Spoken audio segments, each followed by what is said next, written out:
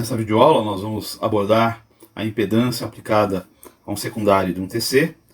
Essa impedância é relativa aos equipamentos que são ligados ao secundário, sejam relés de proteção ou sejam instrumentos de medida, e como isso influencia na geração do fluxo, sendo que o fluxo é o que faz o acoplamento magnético entre o primário e o secundário.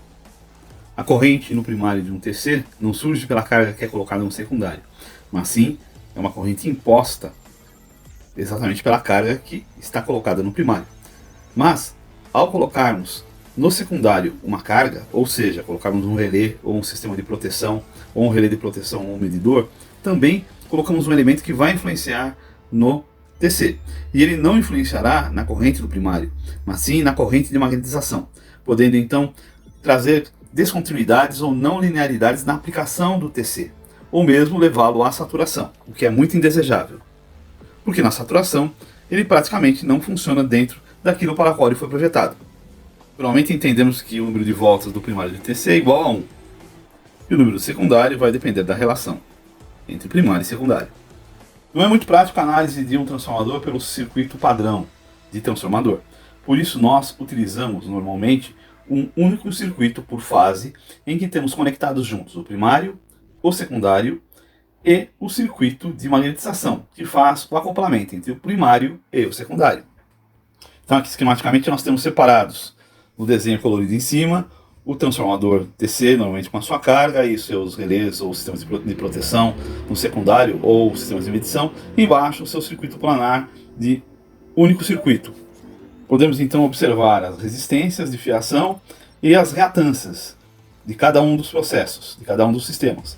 Então temos o RP, resistência do primário, XP, a reatância do primário, RS, a resistência do secundário, XS, reatância do secundário, RPE, que é a resistência de perdas devido a questões ômicas, XM, a indutância ou a reatância de magnetização, e RL e XL são referidos como resistência e reatância da carga que é colocada no secundário, respectivamente.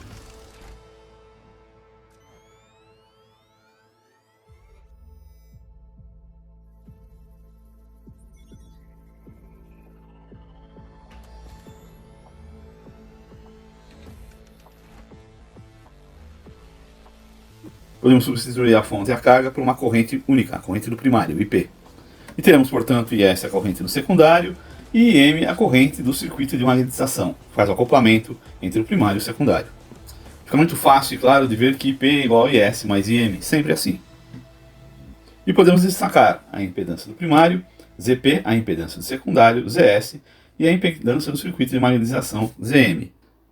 E também a impedância ZL, que é a da carga do secundário. Esta carga vai absorver parte da corrente IP, que percorre todo o circuito do trafo.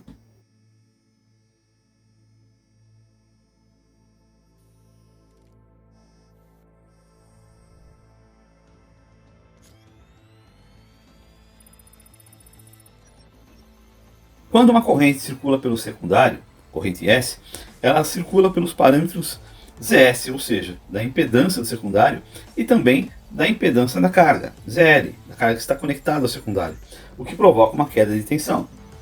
Isso logicamente afeta o fluxo, exigindo que a corrente IM aumente para poder compensar todo o circuito. É importante observar que a impedância do primário não afeta a exatidão e a precisão do TC. O erro na exatidão ocorre apenas devido à questão do fluxo, ou seja, da corrente de magnetização.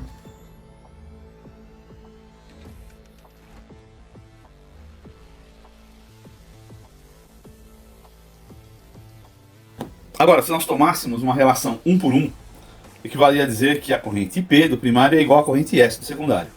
Mas isso não faz sentido, porque IP é igual a IS mais IM. Por que não faz sentido? Porque IM teria que ser zero, nulo, ou seja, teríamos fluxo nulo, o que é impossível para o funcionamento do trafo.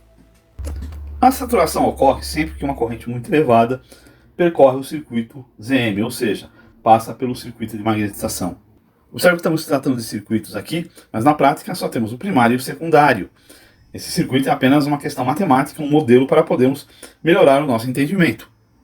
E é sempre importante lembrar, a corrente do primário não depende do secundário do TC. Então por que perdemos tempo calculando a impedância da saída, a impedância do secundário? Porque esta impedância, se ela provocar qualquer descasamento, desbalanceamento, vai influenciar a corrente de magnetização, e aí sim temos um sistema não linear atuando, o que provoca erros de medida, erros de funcionamento dos relés de proteção. Então passamos a calcular o que a gente chama de CTC, ou seja, a carga que é permitida ao TC sem que ele sature ou que ele entre em erros de não linearidade. C de TC é dado em volt-ampere, ou seja, é uma medida de potência aparente. Assim precisamos conhecer qual é a potência que cada carga será colocada no secundário, ou seja, a potência de cada instrumento ou de cada relé de proteção. E também da cablagem, porque como os valores são muito baixos, os cabos, longos cabos que são conectados no secundário do TC, também geram perdas ômicas, e isso reflete como carga para o secundário do TC. E temos então o C de AP, que é a carga dos aparelhos, em que é sempre considerado o valor de carga útil e de carga reativa. Ou seja, temos que ter os valores em watts e em volt-ampere reativo. E é fácil de relembrar o cálculo da potência aparente. A raiz quadrada da soma de P quadrado mais Q quadrado é igual à potência aparente C de AP, dada em volt-ampere. E a potência nos condutores, ou seja, devido a efeito Joule, nós calculamos como sendo o comprimento do condutor vezes a sua impedância em função da distância do condutor, ou seja, ohms por metro, vezes a corrente ao quadrado que circula sobre esse condutor. O condutor terá um valor de resistência por metro, ohm por metro, e de reatância por metro, ohm por metro.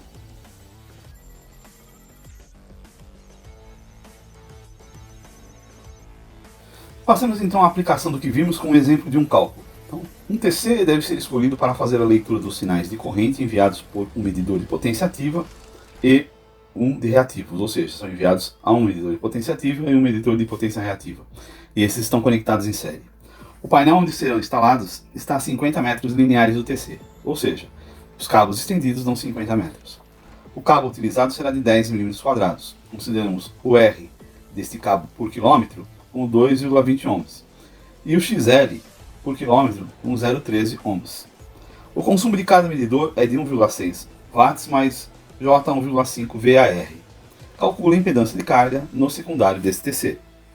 Bom, a primeira coisa que fazemos é calcular o Z dos condutores, dos cabos. Como são dois braços dos cabos, 50 metros mais 50 metros, esses dois aparelhos estão ligados em série, então praticamente podemos desprezar este pedaço de cabo de ligação. Chegamos no final de 2 vezes 50 metros vezes os valores já citados de impedância. Isso nos resulta 0,222 ohms mais J 0,013 ohms.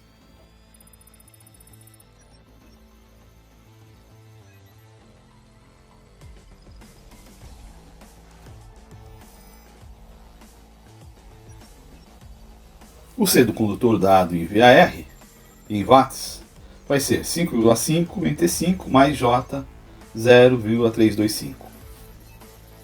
Reservamos este valor e vamos agora calcular a somatória do C dos aparelhos, ou C do aparelho total. Vai ser a soma dos dois elementos. Os dois elementos têm valores iguais, 1,6 mais J 1,5, resulta em 3,2 mais J 3,0. E aí vamos fazer um CT asterisco aqui, um CT asterisco, para calcular a soma de todos esses valores. Resulta em 8,75 mais J 3,32.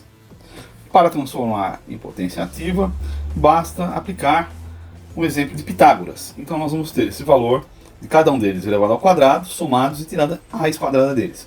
E vai nos resultar 9,36 VA. Então, o nosso trafo no secundário permite que tenhamos uma carga de aproximadamente 9,3 ou 9,36 volt-ampere.